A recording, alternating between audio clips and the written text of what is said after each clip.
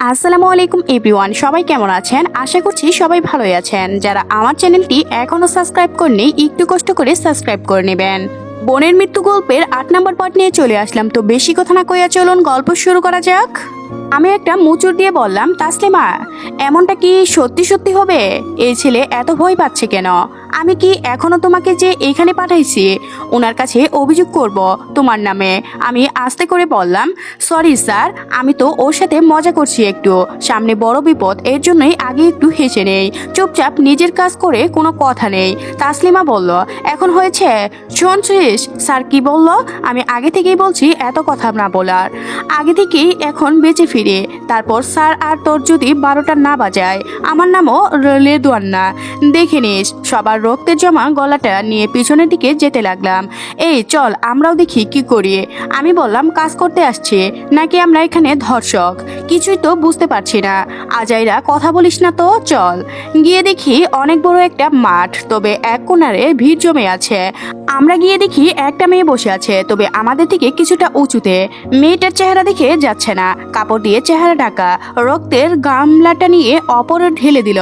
রক্ত দিয়ে মেয়েটার শরীর ভিজে একদম লাল হয়ে গিয়েছে। এর একটু পরে একটা ছেলে বড় একটা বালতি এনে মেয়েটার ওপর ঢেলে দিল। ওরে বাবা, এত দেখে ধুত। রক্ত পরিষ্কার হয়ে এখন মেয়েটার শরীরে দুধে সাদা হয়ে গিয়েছে। পরে পানি দিয়ে সব শরীর পরিষ্কার করে যেই মুখটা কাপড় উঠে ফেললো। দেখি তো আমি সত্যি ক্রাশ খাইছি। এত সুন্দর মেয়ে কি আজও এই পৃথিবীতে হতে পারে? আম্মু তো বলছিল স্বরাষ্ট্রমন্ত্রীকে বউ করতে। এখন তো এই মেয়েকে বউ করতে আমার খুব ইচ্ছা করছে। ঠোঁটের নিচে একটা তেল, আর অপরে দেখি তো একদম জাক্কাস লাগছে। আমার চোখের পাতা নড়ছে না। ওকে দেখে মনে হয় আমি আবার নতুন করে প্রেমে পড়বি। ধুর, আমার আবার নতুন করে প্রেম? আমি কি আগে প্রেম করেছি যে নতুন করে প্রেমে পড়ব? এটা তো আমার প্রথম প্রেম হতে যাচ্ছে। এটা কার বাসা আমার তো ভালোই করে জানা আছে। কি সব চিন্তা করছি আমি, উল্টাপাল্টা এসব আর চিন্তা করা যাবে না। এই ছেলে, এই ছেলে। আমি বললাম, কি কি হয়েছে? এভাবে ওর দিকে তাকিয়ে আছিস কেন? আমি বললাম, আমার প্রেমের ঘন্টা বেজে গিয়েছে। একটু আগে যে ছেলেটার মাথার কাটলা ছিল না। আমি বললাম, তো কি হয়েছে? এই মেয়েটাকে লাভ লেটার দেওয়ার কারণে এই অবস্থা করেছে। আমার চোখ তাড়া করে বললাম, কি? আর ছেলেটা আমাদের এইখানে যিনি নতুন এমপি হয়েছে তারই ছেলে। ও মা রে, আমাকে কেউ বাঁচাই রে, আমি এখানেই মরে পড়ে থাকবো হয়তো। কোনো জায়গায় আম্মু আমাকে পাঠিয়ে দিল, তবুও মনের ভয় দূর করতে বললাম, তাহলে এই মেয়েটাকে যার জন্য এত কিছু করেছে সবাই, যাকে আমরা প্রোটেকশন করতে এসেছি, তিনি আমাদের দেশের একমাত্র স্বরাষ্ট্রমন্ত্রী রিয়া ম্যাম। এই রে খাইছি রে, আম্মু ওকে বউ করতে বলেছে আমাকে। এখানে কি ভয়ঙ্কর! ওর কাছে গেলে তো আমার জীবন নিয়ে টানাটানি হতে পারে। যা হবার হবে পরে হবে, সামনে যা আছে তারই চিন্তা করে। আর আমি কেন হুদায় ভয় পাচ্ছি? এই আমি কিন্তু এখন স্যারের কাছে কমপ্লেন করব। একটু পর পর কি চিন্তা করিস? আমি বললাম, আরে আমি তো কাজের চিন্তা করছি, ওকে কিভাবে রক্ষা করতে হবে তারই। মাইক দিয়ে সবাইকে এখানে আসতে বলা হয়েছে, কি জানি এখন এখানে করবে। আমি বললাম, আচ্ছা তোর কি মরার ভয় করে না? তোরে যে আমি নিজে হাতে কখন মেরে ফেলি বলতে পারি না। এত কথা বলিস কেন? চুপচাপ দাঁড়িয়ে থাকতে পারিস না? আমি বললাম, আমরা যেই কাজে আসছি সেটাই কখন হবে? ওরে বাবার সাথে কথা হবে আমাদের, আগে এগুলা শেষ হতে হবে। আমি বললাম, আমার না একটু ক্ষুধা পেয়েছে, কিছু আনছিস সাথে খাবারের মতো? ও আমার দিকে রক্ত লাল চোখে তাকিয়ে আছে। ব্যাগ থেকে একটা চকলেট বের করে দিয়ে বলল, নিয়ে খেয়ে মারা যায় এখানেই, নইলে আমাকে মেরে ফেল তুই। আমি একটা হাসি দিয়ে বললাম, ধন্যবাদ। আচ্ছা চকলেটটা তো খাই ছোটরা, তুই কি? স্যার ওরে বলেন মুখ বন্ধ রাখতে, নইলে ওকে আমি ওর কথা শুনে একটু বিনোদন লাগছে। থাক, ওর মতো কথা বলো। যদি নিজের কাজ ঠিক মতো না করে, তাহলে ওরা ওকে জায়গায় ইন্টারেক্ট করে দিবে। আমি বললাম, স্যার আমাকে তো ভীতু ভাববেন না, আমার কিন্তু সেনাবাহিনীর ট্রেনিং দেওয়া আছে। এই পোলা তুই চলে আয়, তোরে লাগবে না। আমি বললাম, সরি স্যার, সরি, আর হবে না।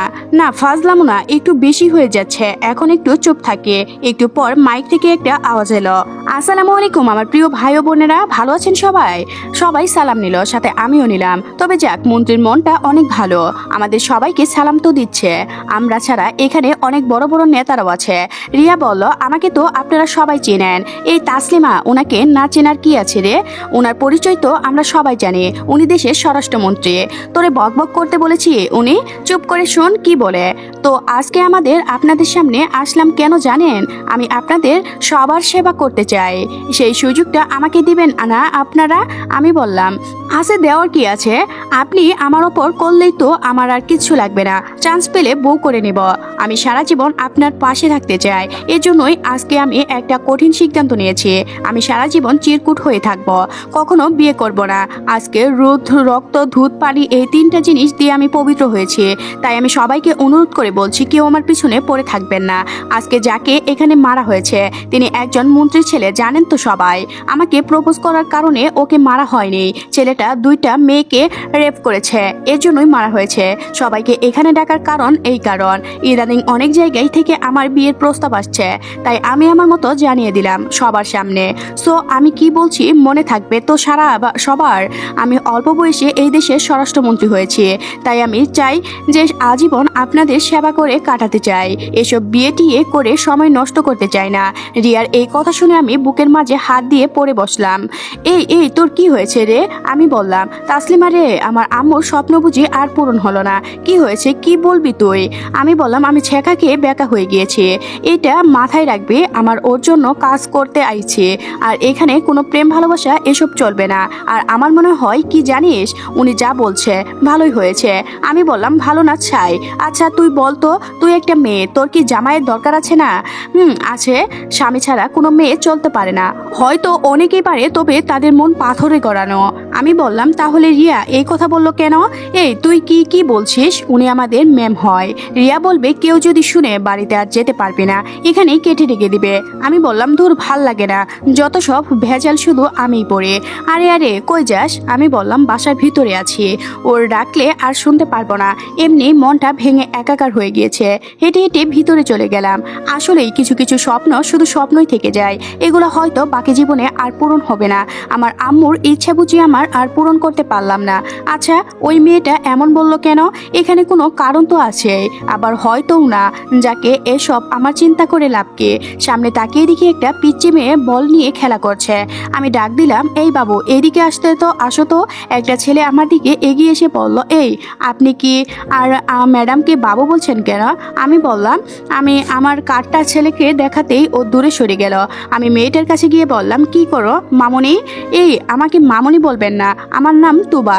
আমি বললাম মামুনি তো আমাদের আদর করে বলছি তোমাকে, কেন তোমার ভালো লাগেনি? আমি এখন বড় হয়েছি বুঝলেন, এসব কেউ আমাকে বলে না, তাই হঠাৎ শুনে তো শুনলাম, একটু আশ্চর্য লাগছে। আমি বললাম তুমি তো খুব কিউট করে কথা বলতে পারো, তোমার নামটা অনেক সুন্দর। যাক তুমি এখন কি করো? এই তো ভাইয়া বল খেলি, আপনি খেলবেন আমার সাথে? আমি বললাম না আমি খেলবো না। আচ্ছা রিয়া ম্যাম তোমার কি হয়? আরে উনি তো আমার বড় বোন, তবে আজকে আমার মনটা খুব খারাপ। আমি ও মাকে কেন কি জন্য খারাপ জানেন আমি না কাউকে দুলাভাই বলে ডাকতে পারবো না। আপু বলল আপু নাকি সারা জীবন বিয়ে করবে না, একাই জীবন পার করে দিবে। খুব ইচ্ছে ছিল দুলাভাইয়ের সাথে মজা করব, কাউকে দুলাভাই বলে ডাকবো। মনে মনে বললাম তোমার আপুর কথা শুনে তো আমারও মনটা ভেঙে একাকার হয়ে গিয়েছে।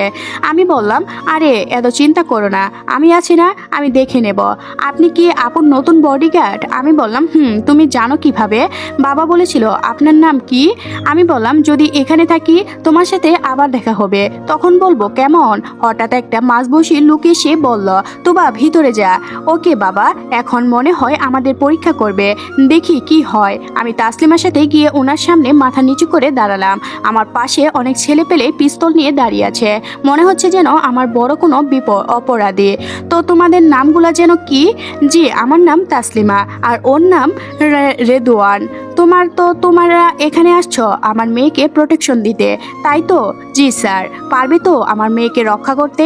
আমি বললাম কি বললেন স্যার, পারবো না মানে? আপনি শুধু আমাদের দায়িত্ব দিয়ে দেখেন। সেই তো দিবই, তোমরা জানো ও আমার একমাত্র আদরের মেয়ে।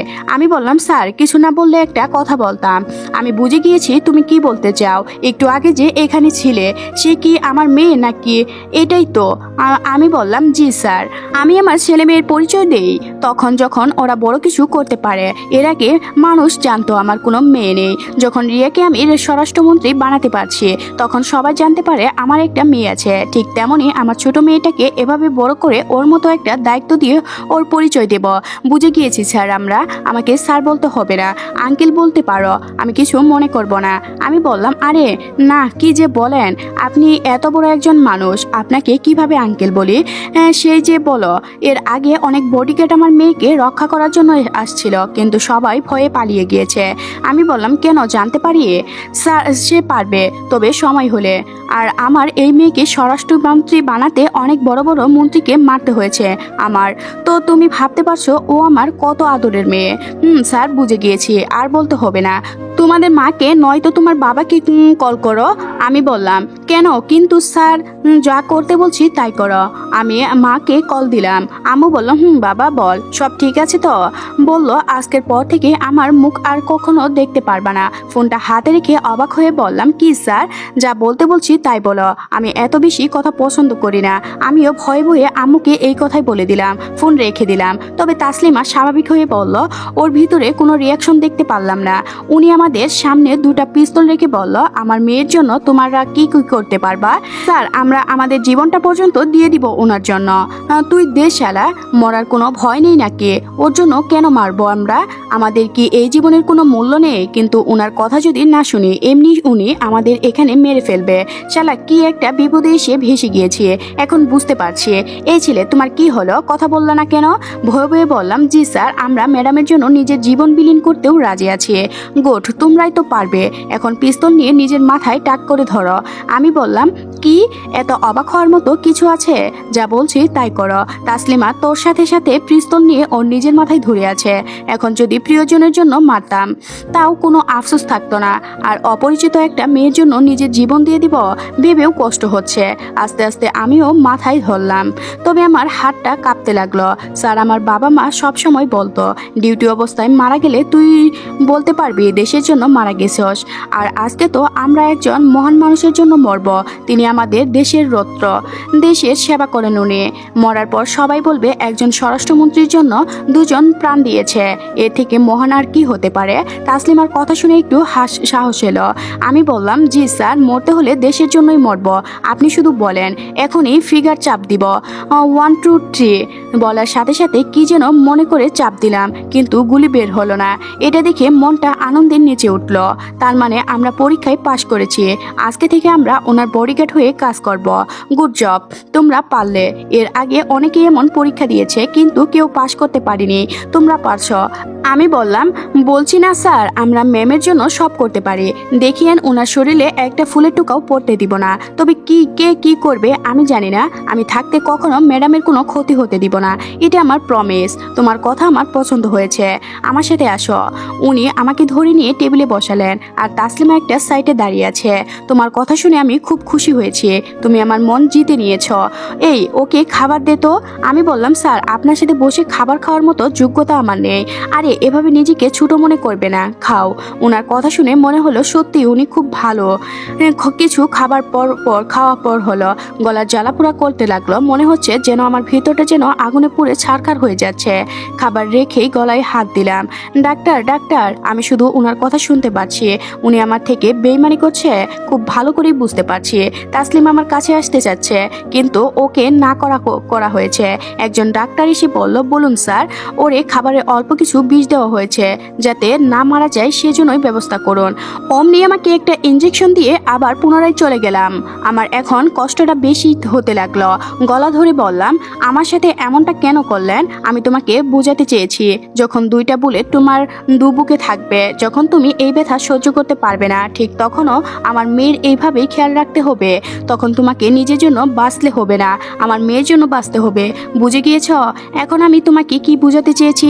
এই কথা আমার মেয়ে যেন কিছুই না জানে, না হয়। এখন যেই কষ্ট আছো, এই কষ্টের মাঝেও আমার মেয়ের খেয়াল রাখতে হবে। বোঝা গেল? এখন যাও, আজকে থেকেই তোমার ডিউটি শুরু। ওর রুমের সামনে গিয়ে দাঁড়িয়ে থাকো। আর আমার মেয়ে যদি কিছু হয়, তোমাদের মাথায় গুলি দিয়ে আমি ফুটবল খেলবো, সাথে তোমাদের পরিবারের গুলোকেও হয়তো থাকতে পারে। আমি ব্যথা সহ্য করে বললাম, স্যার, আপনি চিন্তা করবেন না, আমরা সব পারবো। তাসলিম আমাকে নিয়ে ওপরে চলে গেল। আমরা গিয়ে রিয়ার রুমের সামনে দাঁড়িয়ে আছি। খুব কষ্ট হচ্ছে না রে? আমি বললাম আমার ভিতরে বিষ দেওয়া হয়েছে। বলছিস কষ্ট হচ্ছে নাকি? আমার কলিজার আগুন লাগছে মনে হচ্ছে, আমার সহ্য করতে পারছি না। চোখ দিয়ে এক ফোঁটা পানি পড়ে গেল। কেমন মানুষ উনি? পরীক্ষা করতে গিয়ে তোরে বিষ খাওয়াই দিল? এসব কথা কিছু না, সব সহ্য করে কাজ করতে পারলাম। বুঝলি, আমাদের সিনিয়রের সাথে আমাকে উদ্দেশ্য করে বলল। আমি বললাম স্যার আমি পারবো, আপনি চিন্তা করবেন না। গুড। আমি বললাম তাসলিমা তোর কাছে টক জাতীয় কিছু আছে? না রে।